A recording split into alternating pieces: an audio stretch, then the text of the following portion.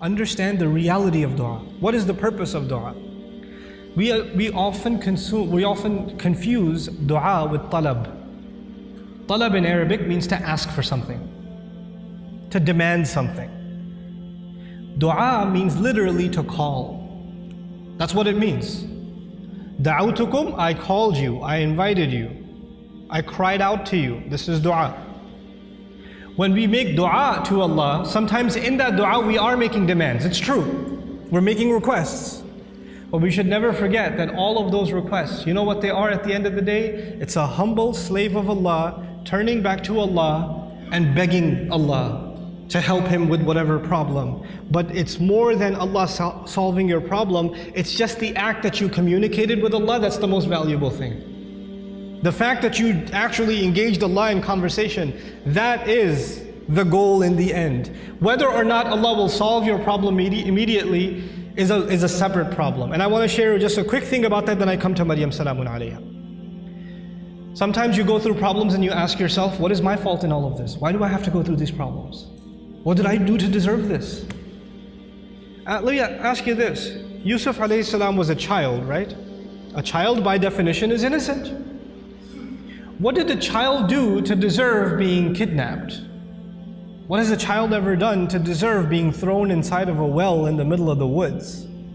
What has a child ever done to deserve being sold as a child slave in a different land? What is that when he grows up as a young man, what did he ever do to deserve being thrown in jail over a false accusation? And he spent many years in jail, not because of something he did. He was innocent.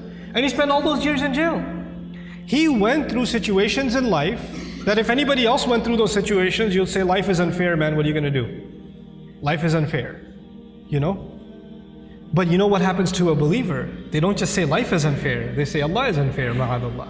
Allah did that to him. Yet Allah says in Surah Yusuf, Wallahu ghalibun ala amrihi. Allah was overlooking everything he did in his decision. Every decision that was made for Yusuf, Allah was dominating that decision, overlooking that decision. How?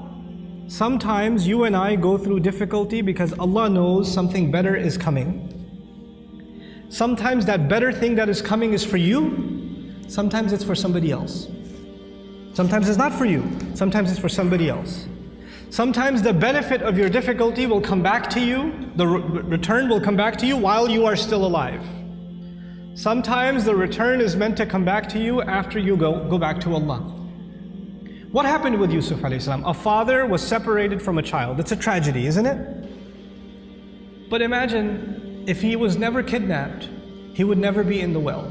If he was never in the well, he would never end up in Egypt. If he was never in Egypt, he would have never grown up there and been thrown into prison. If he was never in prison, he would have never met those two guys he met in prison, whose dream he interpreted. If he never met those two people, one of them who got to live and go back to the king, and when the king saw a dream, a strange dream, he would have never said, wait, I know someone who can help interpret your dream.